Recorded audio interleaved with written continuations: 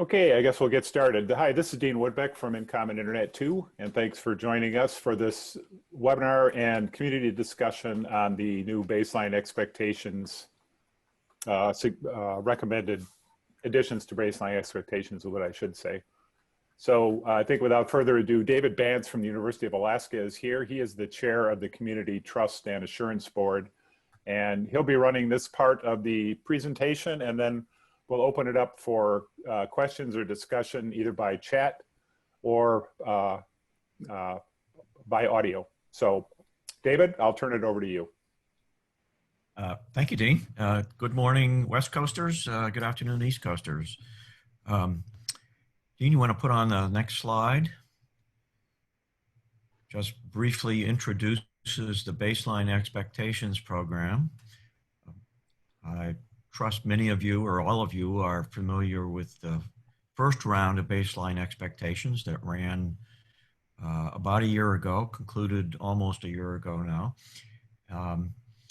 in which we made some requirements for contact information and logos and some assertions about enterprise use of your identity provider. The whole notion of the baseline expectation is to raise the level of assurance among participants, assurance of identities and assertions coming from SAML assertions and security.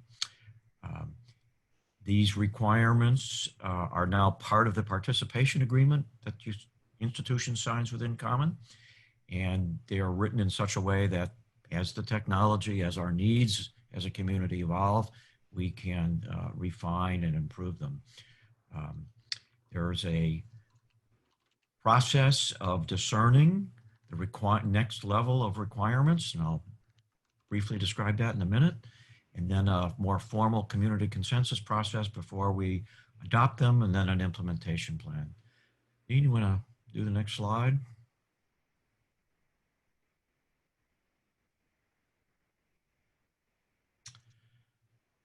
So this round, just one.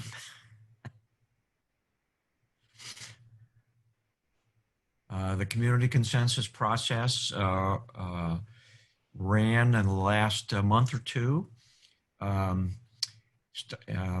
actually had a precursor at TechX 2019. We talked about next steps, and we then conducted a survey of as many participants as we could get from InCommon, from people who might be part of InCommon, with asking for responses on 5 suggested components of this next round. And I'll show the slide in just a minute of that. And I just mentioned the other things that we've done. We've had several meetings like this where we had a chance to interact with folks, answer questions, get concerns, or clarifications needed from the community. So next slide, Dean.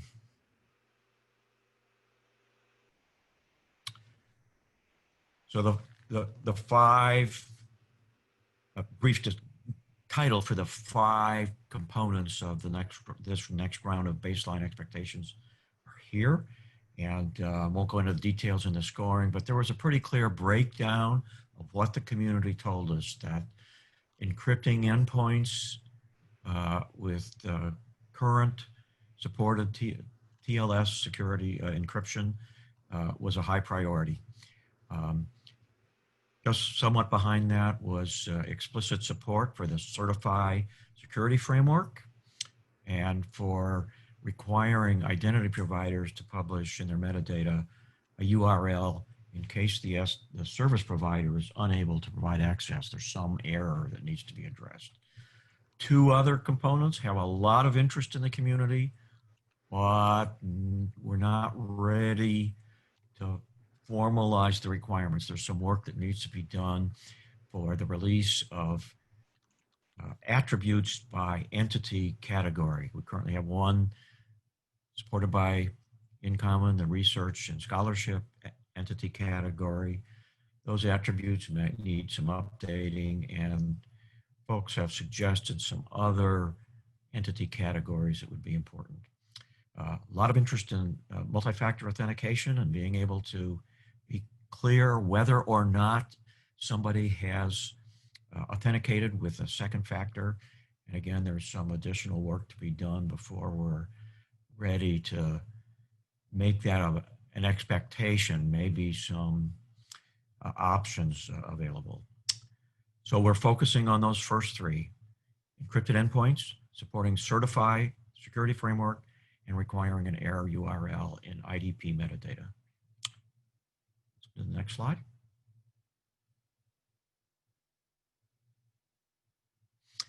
So one of the questions for us was, well, how big is the lift? And it's significant, but we don't think insurmountable. Currently, only a small fraction of entities in the InCommon Federation explicitly support certify. The burden's not too great. The literal requirement, what you have to do, is read and agree to, and then indicate in the metadata in a prescribed way that you support that security framework. Again, an error URL is just adding a URL to the metadata of identity providers. What garnered the most discussion are the details of how we indicate current supported transport layer security encryption. And after a lot of discussion and back and forth, the actual requirement stated is just as I said, current supported TLS.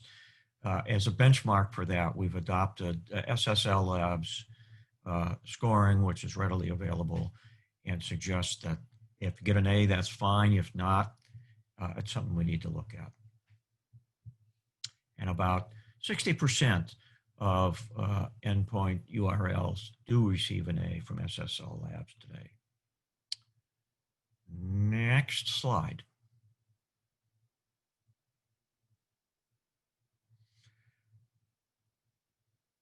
Once those requirements are formally adopted by the steering committee for the InCommon Federation, we expect an implementation period of about a year.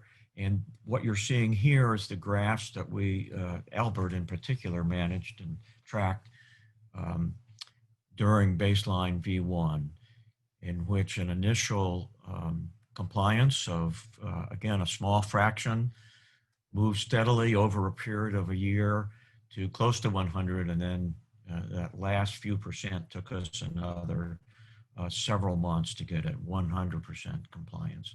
And we're expecting a slightly compressed, because we're now all familiar with it, we hope, implementation in this second round. And the final slide, Dean.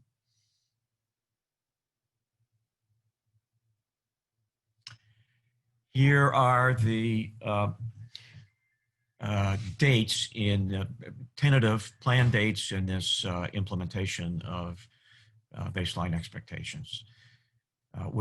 So the community consultation there was in September and October.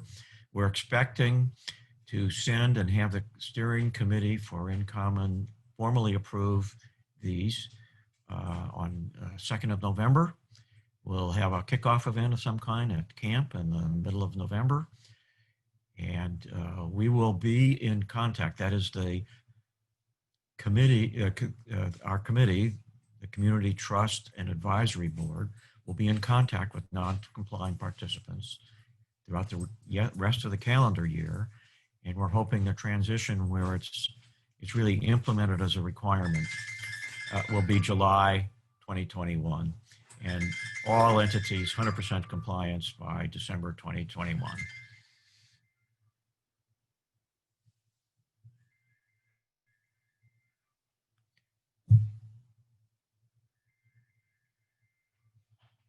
So that is the brief intro.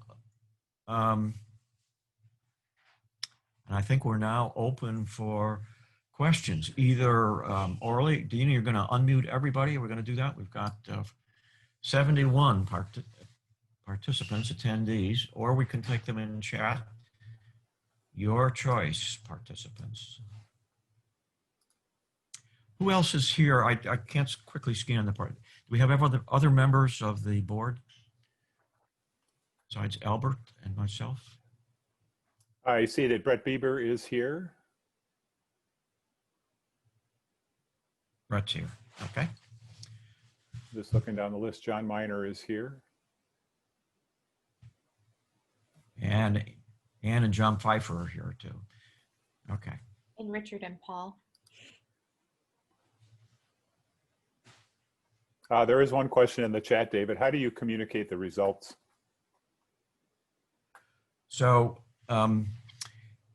we will be publishing the sort of collected results where we stand on compliance pretty routinely. We will be in touch with, so remember baseline 1 included putting contacts in metadata. So we hope we have pretty good contacts, unlike the first round. And members of CTAB will be in touch with the contacts listed for non-conforming InCommon participants. Once all of this is fully implemented, we expect that registering new entities in InCommon will require the compliance that can be determined. Do you have this entry in your metadata? Have you indicated support for certified framework, for example? And you won't be able to register new entities without meeting that. But that's a good, that we're anticipating for next July to be at that point. And Ann West is asking how the timeline for community-wide implementation looks to those folks that are on the call. Is this a plausible timeline? We speed it up, slow it down?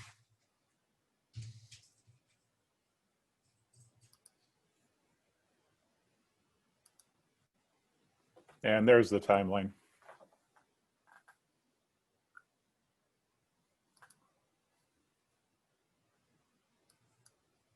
And I will say, I thought I could unmute everybody, but apparently in webinar mode, I can't do that. So if somebody wants to talk, if you just raise your hand, I can unmute you and you can do that, or you can put your question or comment in the chat.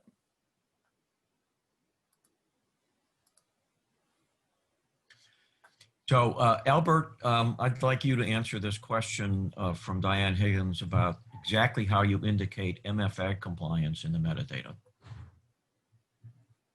So first of all, we are not requiring MFA assertion in this round. So we're not yet implementing that. But I'll toss out a couple of ideas.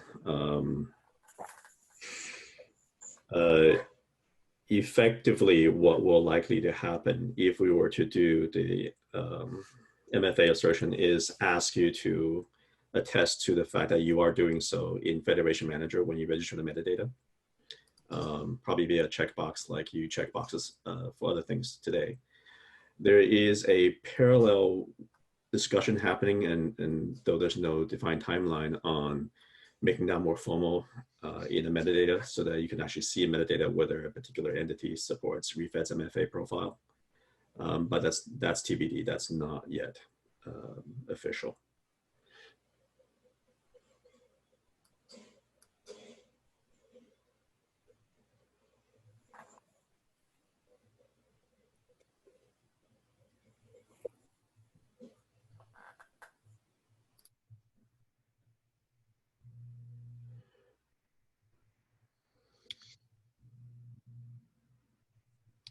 So Ethan Weintraub is asking about the scheduling of SSL testing. And again, I think Albert, or if Nick is on the call. Yeah, I can take that. So with the SSL testing, because we are going to be using the SSL lab testing, as if you have run it before, you may have noticed the testing takes a little while per host. So our expectation is that we will likely test each entity at about once a year interval, unless the entity has changed in a significant way, or the testing measurement itself has changed. SSL Lab does periodically change its criteria for its grading. So in major key events, we will test. Otherwise, we test no less than every 365 days per entity. We use API. We have 6,000 plus entities and growing. So yeah, API is kind of necessary.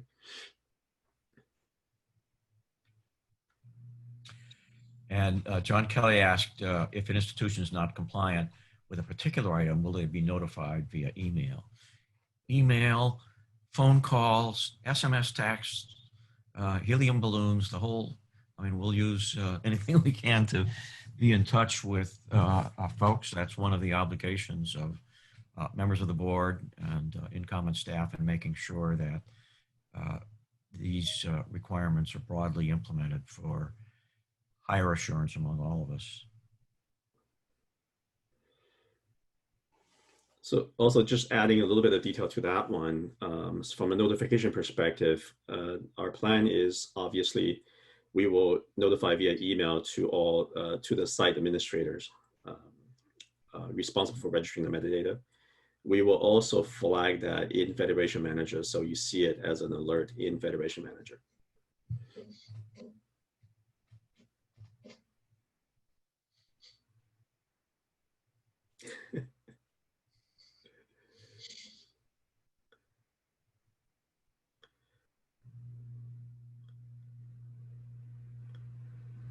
I'm not sure I understand Alex Stewart's question. Unless Nick wants to take that, I can take that. Okay. Go ahead, Nick. So basically the plan is when somebody updates metadata, we would take the endpoints in the metadata, so modified or new metadata, take the endpoints and then dump them on a message queue, and then in the back end there's basically some Amazon Web Services magic that Shannon Roddy has developed that will do the API calls, and we will get the results of that back some period of time later. It's much longer than we would be able to do something like prevent somebody from submitting metadata that doesn't meet expectations, right? Because it takes like at least a few minutes and usually more to get that result back. So we would let them we'd let them modify metadata, but then we would come back and display in the Federation Manager later when the results come back. This entity descriptor has endpoints that don't meet baseline expectations for TLS security, things like that, and sort of tell them what's up.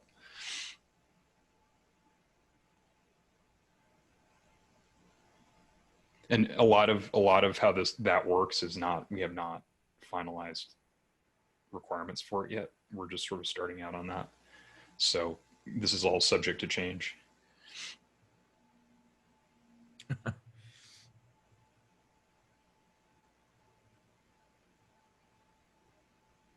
Will the test results be viewable? Our current plan is to display the results at an entity level. So if you think about the metadata, you may have more than one endpoints and therefore multiple hosts for a particular entity. Our plan is to display a consolidated grade. Essentially, it'll be the lowest grade of all your endpoints for that entity. We're not going to display the details of the test results, since you can easily get that directly from the SSL Lab. They also cache those results. So by virtue of us having done it, when you submit those endpoints to Qualys, presumably the result will be cached and it'll be very quick for you to see what's wrong.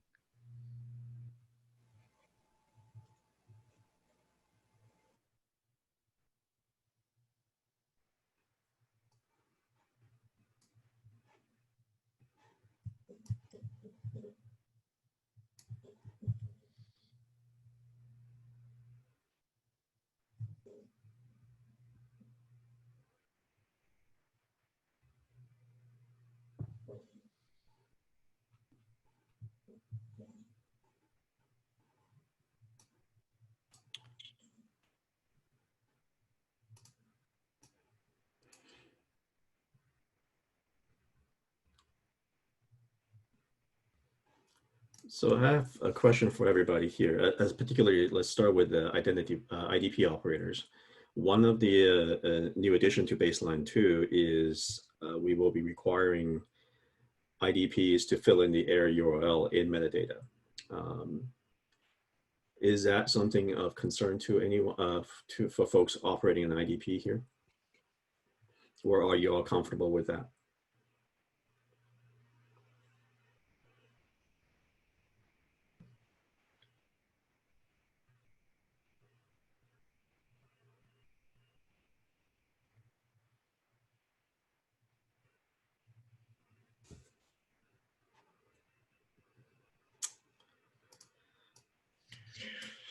With Weintraub asked what the URL contains. So baseline expectation is pretty simple, that you have a URL to which your users, if the service provider is unable to provide them access, can refer the users. I'm going to paste the link. Go ahead. Go ahead. Go ahead.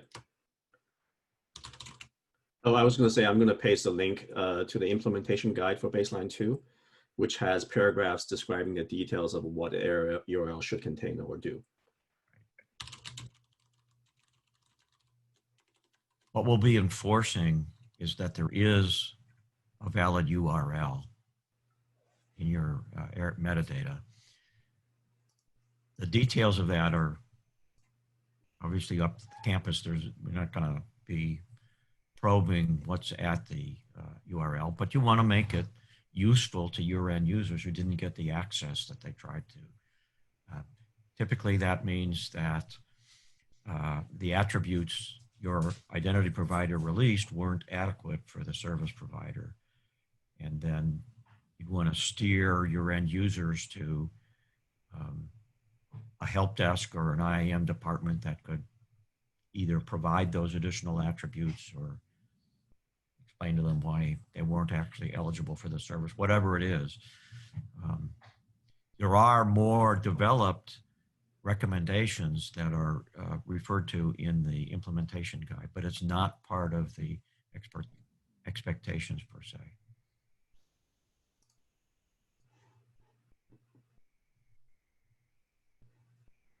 Right, state of the art, as Scott says. Yes, and that actually is a profile that we really encourage everyone to adopt and implement, since you're going to be adding an error URL, if you at all can, we very much encourage you to do so. Adopt that enhanced error URL profile.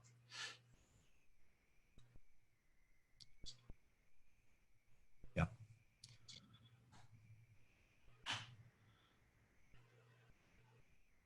So yeah, just to emphasize the point Albert and Scott Cantor just made, that there is an elaborated set of how to make that really useful to your campus users. And it would be valuable to follow those guidelines and provide really targeted help to somebody who doesn't get the access that they expected.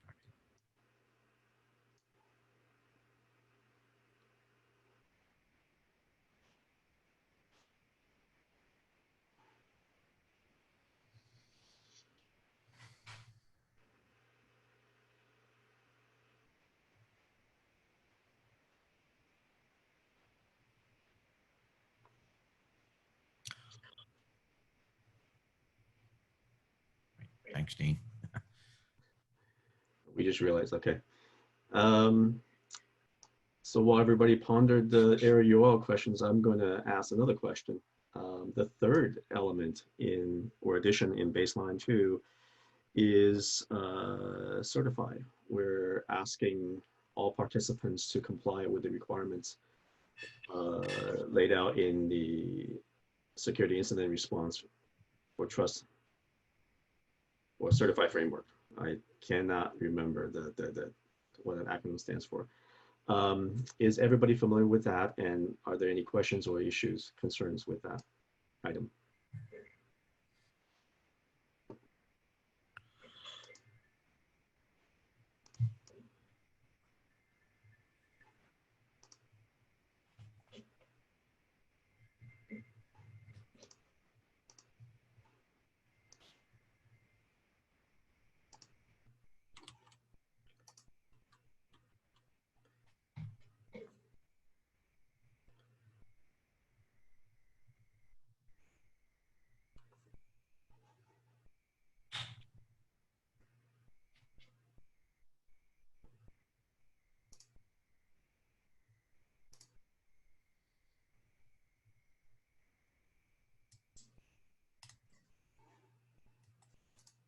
a pretty compliant crowd here. Maybe we should ratchet up the schedule and get this done by March.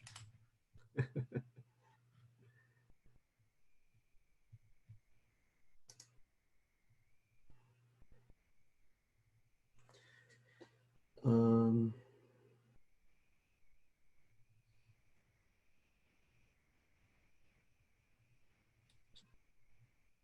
It's of course all the people who aren't on this call that we have to worry about. Yeah, I understand. It was a snarky remark. so Raymond has a question. Yeah, that just went to panelists, Albert. So if you could read it. Sure. Yeah, thank you. Raymond's question is, will there be any expectations not currently listed for AirURL response codes, i.e. some may use a forward, redirect, etc., which an inspection may be delivered different response codes?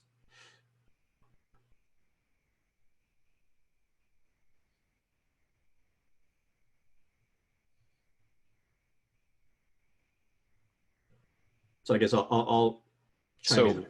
Go ahead, Nick. We actually, I think we plan to relax in light of some of the experience from Baseline V2. We've been planning to relax the requirements in the Federation Manager to allow redirects and other similar types of things in some cases. That's still, we don't have any specifics yet, but it should be less stringent than we always have to receive a 200 from every single URL. Just to clarify, Raymond, is your question regarding the HTTP response code on the URL? Okay, all right. Raymond says yes.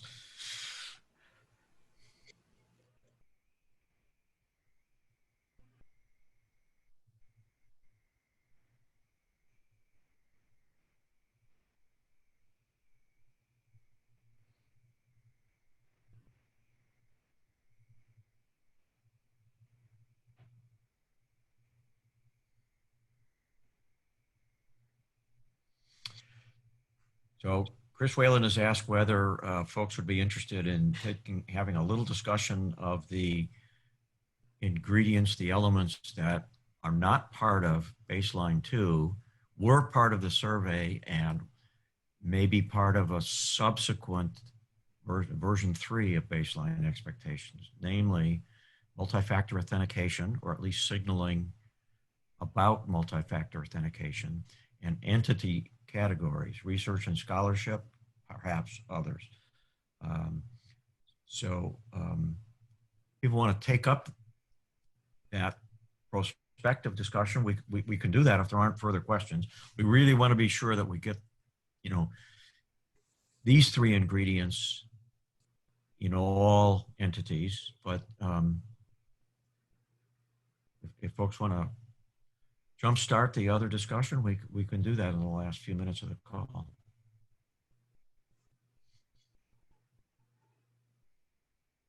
So I guess before we go to that portion, last call, does anybody have any questions, issues, concerns regarding what is being proposed in Baseline 2? And that is all endpoints must be encrypted with currently supported and trustworthy encryption. IDPs must include an AirURL in its metadata, and all participants, all entities must comply with certified framework.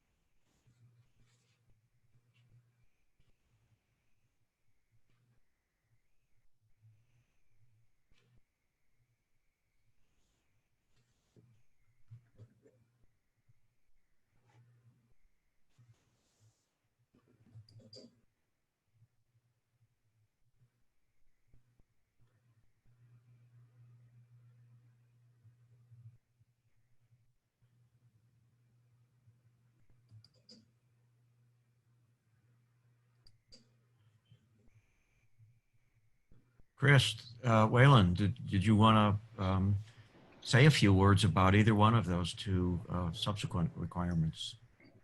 Well, I just wanted to, one of the things that we wanted to do by waiting on those, I think, was to give more time to the identity providers and the service providers to make to make adjustments to their budgets or to their plan, long-term plans to include things like MFA and assurance framework. And well, assurance framework wasn't part of it, but the research and scholarship, and start, because sometimes that can take a while to go through whatever approvals are necessary or budget changes. So I just thought we might want to talk about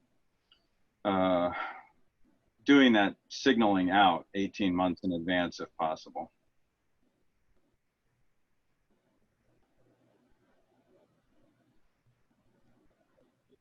And what kind of reaction the community had to that.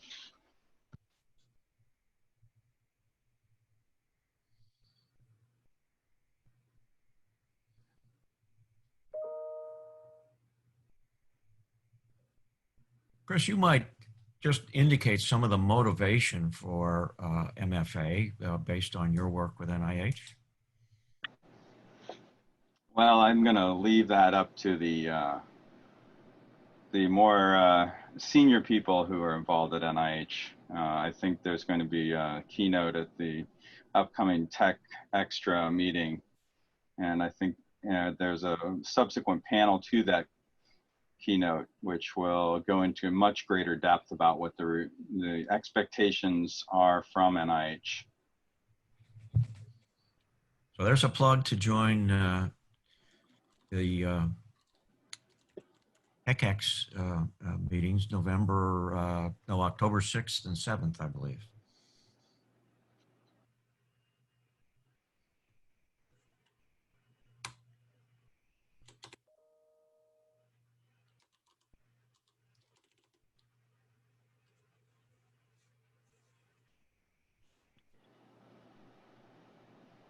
And it looks like Dean just put the link to the that event in the chat. Yep, and there's a link on that page. You can register, and that then will generate the Zoom information, and registration is free.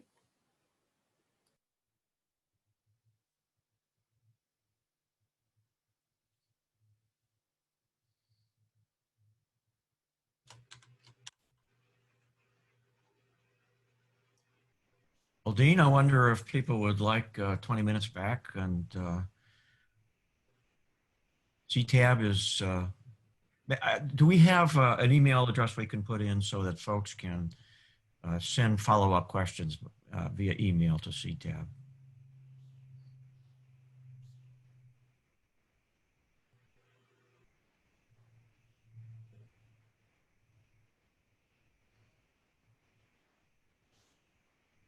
I don't know. Do you, Albert? But how about if we go ahead and just use the InCommon help email address, help@incommon.org. Okay. I'm going to add that address in the chat if you would. Yeah. And just to help us find it quickly, if you could type it in your title. Oh, yes. And Brett reminds us we do have a consultation page. I'm sorry, yes. So email address, and besides email address, there is an official Baseline 2 consultation form where you can submit your feedback. It's a good thing you're here, Brett. Thank you.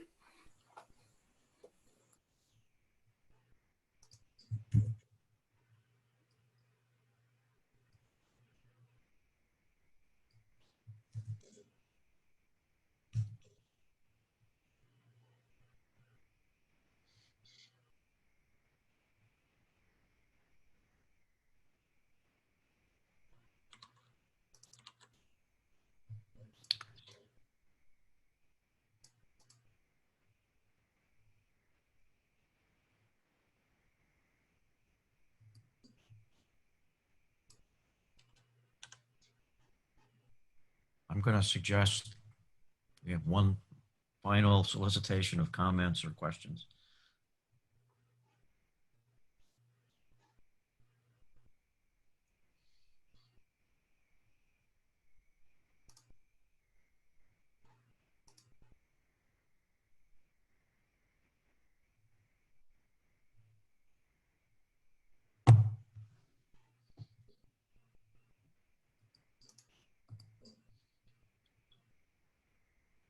Hey, so this is Brett Bieber. I was just going to mention, thank you, Dean, for the opportunity to chat a little bit here.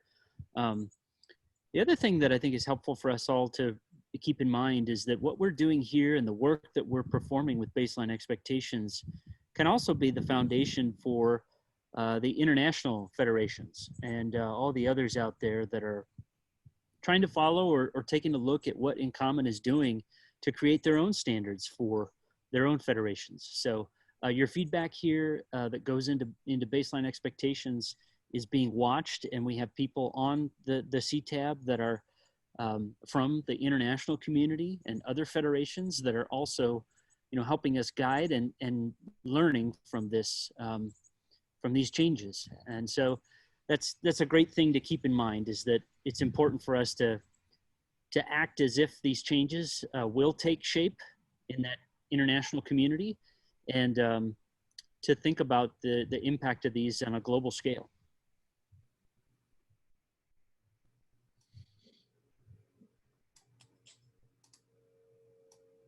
Thanks, Brett.